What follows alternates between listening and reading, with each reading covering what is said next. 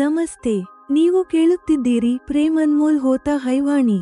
ನಾನು ನಿಮ್ಮ ಹೋಸ್ಟ್ ವಾಣಿ. ಕಳೆದ ಸಂಚಿಕೆಯಲ್ಲಿ ಸ್ವಪ್ನಿಲ್ ಭಾರತಕ್ಕೆ ಮರಳುವ ದಾರ್ಶನಿಕ ಕಾರಣವನ್ನು ತಿಳಿಸಿದ್ದ.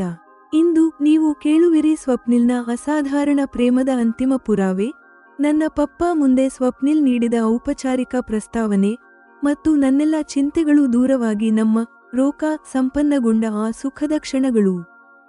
ಅಸಾಧಾರಣ ಪ್ರೇಮದ ಪುರಾವೆ. ಬುದ್ಧಿಯ ಪರೀಕ್ಷೆ. ಬುವಾ ಅಲ್ಕಾ ಮ್ಯಾಮ್. ಸ್ವಪ್ನಿಲ್ ಭಾರತಕ್ಕೆ ಬರುವ ನಿರ್ಧಾರವನ್ನು ಅವನು ಅಮೆರಿಕನ್ ಗಾರ್ಬೇಜ್ ಆಗದಿರುವ ತರ್ಕದ ಮೇಲೆ ಪರೀಕ್ಷಿಸಿದರು. ತನ್ನ ಭಾರತ ಶಿಫ್ಟ್ ಆಗುವುದು ಅಮೆರಿಕ ಮತ್ತು ಭಾರತ ಎರಡಕ್ಕೂ ಹೆಮ್ಮೆಯ ವಿಷಯ ಎಂದು ಸ್ವಪ್ನಿಲ್ ಹೇಳಿದಾಗ ಬುವಾ ತೃಪ್ತರಾದರು. ಗರ್ವನಿಷ್ಠ ಪ್ರೇಮ. ಸ್ವಪ್ನಿಲ್ ಅಮೆರಿಕ ಬಿಟ್ಟು ಭಾರತಕ್ಕೆ ಬರುವ ನಿರ್ಧಾರ ನನ್ನ ಮೇಲಿನ ಅವನ ಅಸಾಧಾರಣ ಪ್ರೇಮದ ಸಂಕೇತವಾಗಿತ್ತು. ನನಗೆ ಅನ್ನಿಸಿತು, ಇಂತಹ ಪ್ರೇಮ ಮಾಡುವ ಪತಿ ವಿರಳ ಹುಡುಗಿಯರಿಗೆ ಮಾತ್ರ ಸಿಗುತ್ತಾನೆ. ಅತೀತದ ಬೋಧೆ. ನನ್ನ ಮನಸ್ಸಿನಲ್ಲಿ ಶಾಂತಿ ಇತ್ತು. ಇದುವರೆಗೆ ಇದ್ದ ನನ್ನ ಅವಿವಾಹಿತಳಾಗಿ ಉಳಿಯುವ ಸಂಕಲ್ಪ ನನ್ನ ಅಪಕ್ವತೆ ಮತ್ತು ಅನುಭವಹೀನತೆಯ ಸಂಕೇತವಾಗಿತ್ತು ಎಂದು ನಾನು ಒಪ್ಪಿಕೊಂಡೆ. ನನ್ನನ್ನು ಸ್ವಪ್ನಿಲ್ನಿಗೆ ಯೋಗ್ಯಳನ್ನಾಗಿ ಮಾಡಿದ ಎಲ್ಲಾ ಪರಿಸ್ಥಿತಿಗಳನ್ನು ನಾನು ಸ್ವೀಕರಿಸಿದೆ. ಭಾವನಾತ್ಮಕ ಸ್ವಾಗತ ಮತ್ತು ಔಪಚಾರಿಕ ಪ್ರಸ್ತಾವನೆ. ನಿರೀಕ್ಷಿಸಿರಲಿಲ್ಲ. 2 ದಿನಗಳ ನಂತರ ನಾವು ಅಲ್ಕಾ ಮ್ಯಾಮ್ ಮನೆಗೆ ತಲುಪಿದೆವು. ನಾನು ಬಾಗಿಲಲ್ಲಿ ಸ್ವಪ್ನಿಲ್ ಸ್ವಾಗತಿಸಲು ನಿಂತಿರುವುದನ್ನು ಕಂಡೆ. ಪಪ್ಪ ಒಳಗೆ ಹೋದ ನಂತರ ಸ್ವಪ್ನಿಲ್ ಪಾಶ್ಚಾತ್ಯ ಪದ್ಧತಿಯಂತೆ ನನ್ನನ್ನು ಆಲಂಗಿಸಿ 2 ಕೆನ್ನೆಗಳ ಮೇಲೆ ಮುತ್ತಿಕ್ಕಿ ಸ್ವಾಗತಿಸಿದ. ದತ್ತಕ ಪುತ್ರ.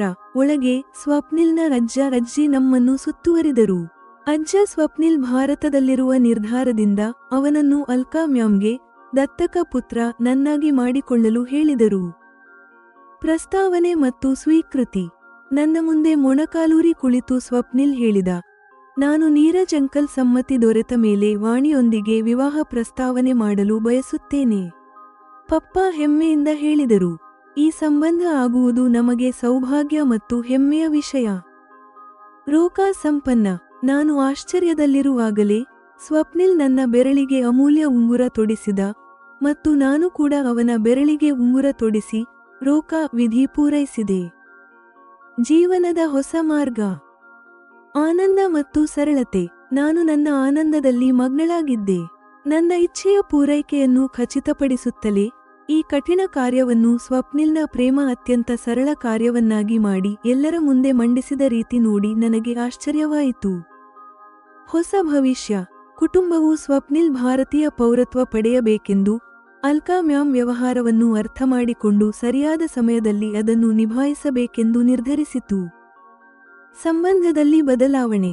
ಲಂಚ್ ನಂತರ ಬುವಾ, ಈಗ ಸ್ವಪ್ನಿಲ್ ತಾಯಿ, ನನ್ನ ಪಪ್ಪಾಗೆ ಹೇಳಿದರು, ನೀರಜ್ ಜಿ, ಈಗ ವಾಣಿ ನನ್ನ ಮಗಳಾಗಿದ್ದಾಳೆ. ಅವಳ ಧ್ವನಿಯಲ್ಲಿ ನನಗಾಗಿ ತಾಯಿ ಎನ್ನುವ ಪದ ಕೇಳುವುದು ಪ್ರಿಯವೆನಿಸುತ್ತದೆ. ಅವಿವಾಹಿತಳಾಗಿ ಉಳಿಯುವ ನನ್ನ ಸಂಕಲ್ಪ ಮುರಿದಿದೆ ಮತ್ತು ನನ್ನ ಪ್ರೇಮ ಸ್ವಪ್ನಿಲ್ ನನ್ನನ್ನು ಪಡೆಯಲು ತನ್ನ ದೇಶವನ್ನೇ ಬಿಟ್ಟು ಬಂದಿದ್ದಾನೆ. ನನ್ನ ಜೀವನದ ಎಲ್ಲಾ ಜಟಿಲತೆಗಳು ಸಹಜ ಪ್ರೇಮ ಮತ್ತು ಅಚಲ ಸಮರ್ಪಣೆಯಿಂದ ಬಗೆಹರಿದಿವೆ. ಪ್ರೇಮದ ಶಕ್ತಿ ಮತ್ತು ಭಾಗ್ಯದ ಸಾಥ್. ಪ್ರೇಮ್ ಅನ್ಮೋಲ್ ಹೋತಾ ಹೈ ವಾಣಿ ಯಲ್ಲಿ ನೀವು ಕೇಳುವಿರಿ. ಎಪಿಸೋಡ್ 65. ಗಂಗೆಯನ್ನು ಉಲ್ಟಾ ಹರಿಸಿದಂತಹ ಪ್ರೇಮ, ದತ್ತಕ ಪುತ್ರ ಮತ್ತು ರೋಕಾ ದ ಸುಖದ ಸಮಾರೋಪ. ಸ್ವಪ್ನಿಲ್ ಸ್ವಲ್ಪ ಸಮಯ ಯೋಚಿಸಿ ನಂತರ ಹೇಳಿದ, ನಾನು ನನ್ನಲ್ಲಿ ಸುಧಾರಣೆ ಮಾಡಿಕೊಳ್ಳದಿದ್ದರೆ ನಾನು ಭಾರತಕ್ಕೆ ಮೈಗ್ರೇಟ್ ಮಾಡಲು ಸರಿಯಾದ ವ್ಯಕ್ತಿಯಾಗುತ್ತಿರಲಿಲ್ಲ. ಯಾವುದೇ ಅಮೆರಿಕನ್ ಗಾರ್ಬೇಜ್ ಏಕೆ ಭಾರತದಲ್ಲಿ ಡಂಪ್ ಮಾಡಬೇಕು? ಅಮೆರಿಕನ್ ಗಾರ್ಬೇಜ್ ಅಮೆರಿಕದಲ್ಲೇ ಡಂಪ್ ಆಗಬೇಕು. ಈಗ ನಿಮ್ಮ ಮಾತಿನಂತೆ ನಾನು ಒಳ್ಳೆಯ ಪುರುಷನಾಗಿದ್ದೇನೆ. ಹೀಗಿರುವಾಗ ನನ್ನ ಭಾರತ ಶಿಫ್ಟ್ ಆಗುವುದು ಅಮೆರಿಕ ಮತ್ತು ಭಾರತ ಎರಡಕ್ಕೂ ಹೆಮ್ಮೆಯ ವಿಷಯವಾಗಬಹುದು. ಅಮೆರಿಕ ತನ್ನ ಬೆಸ್ಟ್ ಅನ್ನು ಭಾರತಕ್ಕೆ ನೀಡುತ್ತಿದೆ. ಇದರಿಂದ ಭಾರತಕ್ಕೆ ಲಾಭವಾಗಬಹುದು. ಸ್ವಪ್ನಿಲ್ ಬುವಾ ಅವರ ಪರೀಕ್ಷೆಯಲ್ಲಿ ಪಾಸಾಗಿದ್ದಾನೆ. ಈಗ ಬುವಾ ತೃಪ್ತರಾದಂತೆ ಕಾಣುತ್ತಿದ್ದಾರೆ. ಮಗನೇ, ನೀನು ಹಾಗೆ ಯೋಚಿಸುವುದಾದರೆ ವಾಣಿಯ ಇಚ್ಛೆಯಂತೆ ನಿನ್ನ ಮದುವೆಯಾಗಿ ಭಾರತಕ್ಕೆ ಬರುವ ನಿರ್ಧಾರವನ್ನು ನಾನು ಸ್ವಾಗತಿಸುತ್ತೇನೆ. ಮ್ಯಾಮ್ ಹೇಳಿದ ಈ ಮಾತಿನೊಂದಿಗೆ ವಿಡಿಯೋ ಮುಕ್ತಾಯವಾಯಿತು. ವಿಡಿಯೋದಿಂದ ಸ್ಪಷ್ಟವಾಯಿತು, ಸ್ವಪ್ನಿಲ್ ಅಮೆರಿಕ ಬಿಟ್ಟು ಭಾರತಕ್ಕೆ ಬರುವ ನಿರ್ಧಾರ ಮಾಡಿದ್ದಾನೆ. ಭಾರತೀಯ ಯುವಕರಲ್ಲಿ ಅಮೆರಿಕಕ್ಕೆ ಹೋಗುವ ಸ್ಪರ್ಧೆ ಏರ್ಪಟ್ಟಿರುವ ಈ ಸಮಯದಲ್ಲಿ ಸ್ವಪ್ನಿಲ್ ನಿರ್ಧಾರ ಗಂಗೆಯನ್ನು ಉಲ್ಟಾ ಹರಿಸಿದಂತೆ ಇದೆ. ಈ ನಿರ್ಧಾರವು ಸ್ವಪ್ನಿಲ್ ನನ್ನನ್ನು ಎಷ್ಟು ಪ್ರೀತಿಸುತ್ತಾನೆಂಬುದನ್ನು ತೋರಿಸುತ್ತಿದೆ. ಇಂತಹ ಪ್ರೇಮ ಮಾಡುವ ಪತಿ ವಿರಳ ಹುಡುಗಿಯರಿಗೆ ಸಿಗುತ್ತಾನೆ. ಅಂತಹ ವಿರಳ ಹುಡುಗಿಯರ ವರ್ಗಕ್ಕೆ ಸೇರುವುದು ನನಗೆ ಹೆಮ್ಮೆಯ ವಿಷಯ. ಕಳೆದ ಕೆಲವು ತಿಂಗಳುಗಳ ಕಾಲ ನನ್ನ ರಾತ್ರಿಗಳು ಅಶಾಂತಿ ಮತ್ತು ಸಂಶಯದಲ್ಲಿ ಕಳೆದಿದ್ದವು. ಅದಕ್ಕೆ ವಿರುದ್ಧವಾಗಿ ಇಂದು ನಾನು ಶಾಂತ ಮತ್ತು ಸಂತೃಪ್ತಳಾಗಿದ್ದೇನೆ. ನನ್ನ ಅರಿವಿಗೆ ಬಾರದಂತೆ ಪಪ್ಪ, ಅಲ್ಕಾ ಮ್ಯಾಮ್, ರಾಶೀಲ್ ಮತ್ತು ಸ್ವಪ್ನಿಲ್ ನಮ್ಮ ಮಿಲನಕ್ಕಾಗಿ ಶ್ರಮಿಸಿದ್ದಾರೆಂದು ನನಗೆ ಈಗ ತಿಳಿಯಿತು.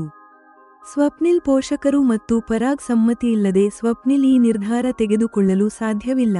ಅಂದರೆ ಅವರು ಕೂಡ ಈ ಮದುವೆಗೆ ಒಪ್ಪಿದ್ದಾರೆ ಎಂಬುದು ಸ್ಪಷ್ಟ.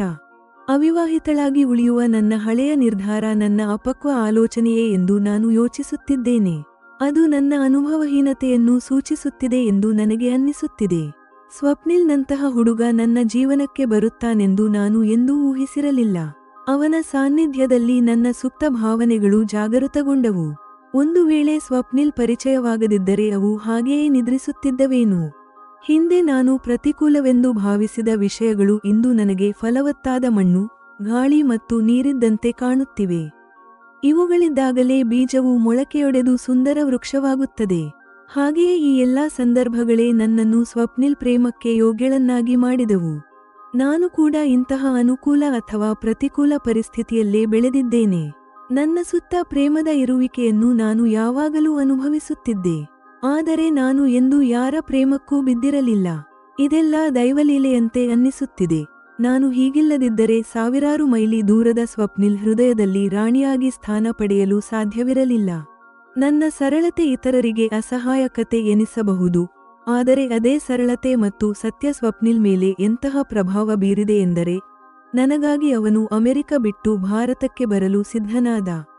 ಕೇವಲ ನನ್ನ ಇಚ್ಛೆಯನ್ನು ಗೌರವಿಸುತ್ತಾ ನನ್ನನ್ನು ಮದುವೆಯಾಗಲು ಅವನು ಈ ನಿರ್ಧಾರ ಮಾಡಿದ. ಈಗ ನಾನು ಸ್ವಪ್ನಿಲ್ನನ್ನು ಯಾವಾಗ ಭೇಟಿಯಾಗುತ್ತೇನೆಂದು ಕಾಯುತ್ತಿದ್ದೇನೆ. 2 ದಿನಗಳ ನಂತರ ಪಪ್ಪ ಮತ್ತು ನನ್ನನ್ನು ಅಲ್ಕಾ ಮ್ಯಾಮ್ ಊಟಕ್ಕೆ ಆಹ್ವಾನಿಸಿದರು. ನಾವು ಅವರ ಮನೆಗೆ ತಲುಪಿದೆವು. ಬಾಗಿಲಲ್ಲಿ ಸ್ವಪ್ನಿಲ್ ನಿಂತು ಸ್ವಾಗತಿಸಿದ. ಅವನು ಪಪ್ಪಾರ ಪಾದ ಮುಟ್ಟಿ ನಮಸ್ಕರಿಸಿದ. ಪಪ್ಪ ಹರಸುತ್ತಾ ಒಳಗೆ ಹೋದ ನಂತರ ಸ್ವಪ್ನಿಲ್ ನನ್ನನ್ನು ಆಲಂಗಿಸಿ ನನ್ನ 2 ಕೆನ್ನೆಗಳ ಮೇಲೆ ಮುತ್ತಿಕ್ಕಿ ಸ್ವಾಗತಿಸಿದ. ಇದು ನನಗೆ ಬಹಳ ಪ್ರಿಯವೆನಿಸಿತು, ಆದರೆ ನಿರೀಕ್ಷಿಸಿರಲಿಲ್ಲವಾದ್ದರಿಂದ ನಾನು ನಾಚಿ ತಲೆ ತಗ್ಗಿಸಿ ನಕ್ಕೆ. ಅಲ್ಲಿದ್ದ ಕೆಲಸಗಾರರಿಗೂ ನಾನು ಚೆನ್ನಾಗಿ ತಿಳಿದಿದ್ದೆ. ಪಪ್ಪಾರ ಕಣ್ಣು ತಪ್ಪಿಸಿ ಸ್ವಪ್ನಿಲ್ ಪಾಶ್ಚಾತ್ಯ ರೀತಿಯಲ್ಲಿ ಸ್ವಾಗತಿಸಿದ, ಆದರೆ ಇತರರ ಇರುವಿಕೆ ಅವನ ಮೇಲೆ ಯಾವುದೇ ಪರಿಣಾಮ ಬೀರಲಿಲ್ಲ. ಬಹಳ ದಿನಗಳ ನಂತರ ಸ್ವಪ್ನಿಲ್ನಷ್ಟು ಹತ್ತಿರವಿರುವುದರಿಂದ ಶರೀರದಲ್ಲಿ ಒಂದು ರೋಮಾಂಚನ ಅನುಭವಿಸುತ್ತಾ ಒಳಗೆ ಹೋದೆ. ಅಲ್ಕಾ ಮ್ಯಾಮ್ ಮತ್ತು ಪಪ್ಪಾರ ಜೊತೆ ಸ್ವಪ್ನಿಲ್ನ ಅಜ್ಜ-ಅಜ್ಜಿ ನಮ್ಮಿಬ್ಬರ ಮೇಲೆ ಹೂವಿನ ಮಳೆಗರೆದರು. ಆಗ ಅಲ್ಲಿ ನ ಕಜರೆ ಕೀಧಾರ್ ವಾದ್ಯ ಸಂಗೀತ ಮೆಲ್ಲಗೆ ಮೊಳಗುತ್ತಿತ್ತು. ಎಲ್ಲರೂ ಎದುರು ಬದರು ಕುಳಿತರು. ಮ್ಯಾಮ್ ಸ್ವಪ್ನಿಲ್ ಮತ್ತು ನನ್ನನ್ನು ತಮ್ಮ ಇಕ್ಕೆಲಗಳಲ್ಲಿ ಕೂರಿಸಿಕೊಂಡರು. ನಮ್ಮ ಚಿಕ್ಕ ಮೊಮ್ಮಗ ಸ್ವಪ್ನಿಲ್ ಅಮೆರಿಕ ಬಿಟ್ಟು ಭಾರತದಲ್ಲಿರಲು ನಿರ್ಧರಿಸಿದ್ದಾನೆ. ಅವನು ನನಗೆ ಹೇಳಿದಾಗ ನನ್ನ ಮಗಳಾದ ಅಲ್ಕಾನ ಅವನನ್ನು ದತ್ತಕ ತೆಗೆದುಕೊಳ್ಳಲು ಹೇಳಿದೆ ಎಂದು ಅಜ್ಜ ಪಪ್ಪಾರಿಗೆ ಹೇಳಿದರು. ಇದು ಬಹಳ ಸಂತೋಷದ ವಿಷಯ ಎಂದು ಪಪ್ಪ ಚಪ್ಪಾಳೆ ತಟ್ಟಿದರು. ನಾನು ಕೂಡ ಅರಿಯದೆ ಚಪ್ಪಾಳೆ ತಟ್ಟಿದೆ. ಅಲ್ಲಿದ್ದವರೆಲ್ಲರೂ ಚಪ್ಪಾಳೆ ತಟ್ಟುತ್ತಾ ತಮ್ಮ ಹರ್ಷ ವ್ಯಕ್ತಪಡಿಸಿದರು. ಈ ಶುಭವಾರ್ತೆ ಇನ್ನೂ ಯಾರಿಗೂ ತಿಳಿಸಿಲ್ಲ.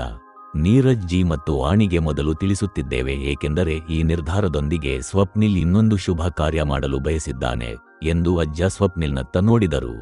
ನಾನು ನೀರಜ್ ಅಂಕಲ್ ಸಮ್ಮತಿ ಪಡೆದ ಮೇಲೆ ವಾಣಿಯೊಂದಿಗೆ ವಿವಾಹ ಪ್ರಸ್ತಾವನೆ ಮಾಡಲು ಬಯಸುತ್ತೇನೆ ಎಂದು ಸ್ವಪ್ನಿಲ್ ಪಪ್ಪಾರ ಸಮ್ಮತಿಗಾಗಿ ನೋಡುತ್ತಿದ್ದಾನೆ. ಇಂತಹ ಪ್ರತಿಷ್ಠಿತ ವಂಶದ ಯೋಗ್ಯ ಮಗನೊಂದಿಗೆ ತನ್ನ ಮಗಳ ಮದುವೆ ಮಾಡಲು ಯಾವ ತಂದೆ ತಾನೇ ಇಷ್ಟಪಡುವುದಿಲ್ಲ. ಈ ಸಂಬಂಧ ನಮಗೆ ಭಾಗ್ಯ ಮತ್ತು ಹೆಮ್ಮೆಯ ವಿಷಯ ಎಂದು ಪಪ್ಪ ಬಹಳ ಸಂತೋಷದಿಂದ ಹೇಳಿದರು. ಆವಾಗ ನನ್ನ ಮನಸ್ಸಿನಲ್ಲಿ ಒಂದು ಆಲೋಚನೆ ಬಂತು. ಸ್ವಪ್ನಿಲ್ನ ಕಳೆದ ಜೀವನದ ಬಗ್ಗೆ ಪಪ್ಪಾರಿಗೆ ತಿಳಿದಿದೆಯೋ ಇಲ್ಲವೋ ಎಂದು ಯೋಚಿಸಿದೆ. ಈ ಸಮಯದಲ್ಲಿ ಎಲ್ಲರೂ ನನ್ನನ್ನೇ ನೋಡುತ್ತಿದ್ದಾರೆ. ಏನಾಯಿತು ವಾಣಿ, ಏಕೆ ಹಾಗೆ ಸಂದೇಹದಲ್ಲಿದ್ದೀಯಾ ಎಂದು ಅಜ್ಜಿ ಕೇಳಿದರು. ಈಗ ನಾನು ನೋಡುತ್ತಿರುವ ಮತ್ತು ಕೇಳುತ್ತಿರುವ ಸಂಗತಿಗಳನ್ನು ನಂಬಲಾಗುತ್ತಿಲ್ಲ ಎಂದು ನನ್ನ ಮನದ ಸತ್ಯ ಹೊರಹಾಕಿದೆ. ವಾಣಿ, ನೀನು ನನಗಾಗಿಯೇ ಹುಟ್ಟಿದ್ದೀಯಾ ಎಂದು ನಂಬಿದ್ದೇನೆ. ನಿನಗೂ ನನ್ನ ಬಗ್ಗೆ ಹಾಗೆಯೇ ಅನಿಸುತ್ತಿದೆಯೇ ಎಂದು ಸ್ವಪ್ನಿಲ್ ಎಲ್ಲರ ಮುಂದೆ ನನ್ನ ಮುಂದೆ ಮೊಣಕಾಲೂರಿ ಕುಳಿತು ಕೇಳಿದ. ಇದು ನಾನು ನಿರೀಕ್ಷಿಸದ ಮಧುರ ಕ್ಷಣ. ನಾನು ಆಶ್ಚರ್ಯದಿಂದ ಎದ್ದು ನಿಂತು ಸ್ವಪ್ನಿಲ್ನ ಕೈ ಹಿಡಿದು ಅವನನ್ನು ಎಬ್ಬಿಸಿದೆ. ಹೌದು ಸ್ವಪ್ನಿಲ್, ನಿನ್ನನ್ನು ಭೇಟಿಯಾದ ಮೇಲೆ ದೇವರು ನಿನ್ನನ್ನು ನನಗಾಗಿಯೇ ಸೃಷ್ಟಿಸಿದ್ದಾನೆಂದು ನನಗೂ ಅನ್ನಿಸುತ್ತಿದೆ ಎಂದು ನನ್ನ ಮನದ ಸತ್ಯ ಹೊರಬಂತು. ಪಪ್ಪ ಅಲ್ಲಿದ್ದಾರಲ್ಲ ಎಂಬ ಸಂಕೋಚವೂ ನನಗೆ ಇರಲಿಲ್ಲ. ಆಗ ಸ್ವಪ್ನಿಲ್ ತನ್ನ ಜೇಬಿನಿಂದ ಒಂದು ಸಣ್ಣ ಬಾಕ್ಸ್ ತೆಗೆದು ಅದರಲ್ಲಿದ್ದ ಬೆಲೆಬಾಳುವ ಉಂಗುರವನ್ನು ನನ್ನ ಬೆರಳಿಗೆ ತೊಡಿಸಿದ. ಎಲ್ಲರೂ ಚಪ್ಪಾಳೆ ತಟ್ಟಿದರು. ಅದೇ ಸಮಯದಲ್ಲಿ ಅಲ್ಕಾ ಮ್ಯಾಮ್ ನನಗೊಂದು ಉಂಗುರ ನೀಡಿದರು. ನಾನು ಅರಿತು ಸ್ವಪ್ನಿಲ್ನ ಕಣ್ಣಿಗೆ ಕಣ್ಣಿಟ್ಟು ಪ್ರೇಮದಿಂದ ಅವನ ಬೆರಳಿಗೆ ತೊಡಿಸಿದೆ. ಮತ್ತೆ ಎಲ್ಲರೂ ಚಪ್ಪಾಳೆ ತಟ್ಟಿದರು. ಹೀಗೆ ಎಂತೋ ಸರಳವಾಗಿ ನಮ್ಮ ರೋಕಾ ವೇಡುಕ ಮುಗಿಯಿತು. ನಾವಿಬ್ಬರೂ ಸೇರಿ ಎಲ್ಲರ ಪಾದ ಮುಟ್ಟಿ ನಮಸ್ಕರಿಸಿದೆವು. ಆನಂತರ ಊಟದ ಸಮಯದಲ್ಲಿ ಎಲ್ಲರೂ ಬಹಳ ಹರ್ಷದಿಂದ ಮಾತನಾಡುತ್ತಾ ಕಳೆದರು. ನನ್ನ ಗಮನ ಆ ವಿಷಯಗಳ ಮೇಲಿರಲಿಲ್ಲ. ನಾನು ನನ್ನ ಲೋಕದಲ್ಲಿ ಆನಂದವಾಗಿ ಇದ್ದೆ. ಈ ಕಠಿಣ ಕಾರ್ಯವನ್ನು ಸ್ವಪ್ನಿಲ್ ಇಷ್ಟು ಸರಳವಾಗಿ ಮಾಡಿದ್ದು ನಂಬಲಾಗುತ್ತಿಲ್ಲ. ನಿಜವಾಗಿ ಇದು ಬಹಳ ಕಷ್ಟದ ಕೆಲಸ. ಆದರೆ ನನ್ನ ಮೇಲೆ ಸ್ವಪ್ನಿಲ್ನ ಪ್ರೇಮ ಈ ಕೆಲಸವನ್ನು ಎಷ್ಟೋ ಸರಳವಾಗಿ ಎಲ್ಲರ ಮುಂದೆ ಇರಿಸಿತು. ಸ್ವಪ್ನಿಲ್ನಂತಹ ಪತಿ ಸಿಗುವುದು ನನ್ನ ಭಾಗ್ಯ. ಈ ಸಮಯದಲ್ಲಿ ಯಾರೂ ನನ್ನನ್ನೇನೂ ಕೇಳಲಿಲ್ಲ. ನನ್ನ ಆನಂದಕ್ಕೆ ಯಾರೂ ಭಂಗ ತರಬಾರದೆಂದು ಅವರು ಭಾವಿಸಿರಬಹುದು. ಸ್ವಪ್ನಿಲ್ನ ಭಾರತದ ಪೌರತ್ವ ಪಡೆಯುವಿಕೆ, ಅಲ್ಕಾ ಮ್ಯಾಮ್ ವ್ಯವಹಾರ ಅರ್ಥಮಾಡಿಕೊಳ್ಳುವ ವಿಷಯಗಳ ಬಗ್ಗೆ ಅವರು ಚರ್ಚಿಸಿದರು.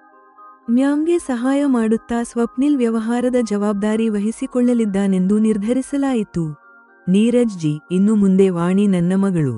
ಅವಳು ನನ್ನನ್ನು ಅಮ್ಮ ಎಂದು ಕರೆಯುವುದನ್ನು ಕೇಳುವುದು ನನ್ನ ಆಸೆ ಎಂದು ಮ್ಯಾಮ್ ನಮ್ಮನ್ನು ಕಳುಹಿಸುವಾಗ ಹೇಳಿದರು. ಜೆಮಿನಾಯ್ ವಿಮರ್ಶೆ ಮತ್ತು ಪ್ರಸ್ತುತಿ ಸೂಚನೆಗಳು. ಪ್ರಿಯ ಕೇಳುಗರೆ, ಎಪಿಸೋಡ್ 65 ಪ್ರೇಮ, ವಿಧಿ ಮತ್ತು ಆತ್ಮಬೋಧೆಯ ಪರಿಪೂರ್ಣ ಕಥೆ. ಜೀವನದ ಪ್ರತಿಕೂಲತೆಗಳೇ ನಮ್ಮನ್ನು ಉನ್ನತ ಸ್ಥಾನಕ್ಕೆ ತಲುಪಿಸುತ್ತವೆ ಎಂದು ಇದು ಸಾಬೀತುಪಡಿಸುತ್ತದೆ. ರೋಕಾ ವಿಧಿಯೊಂದಿಗೆ ಹೊಸ ಜೀವನದ ಸಂಕಲ್ಪ ಮಾಡಲಾಗಿದೆ. ಎಪಿಸೋಡ್ 65 ಮುಕ್ತಾಯ.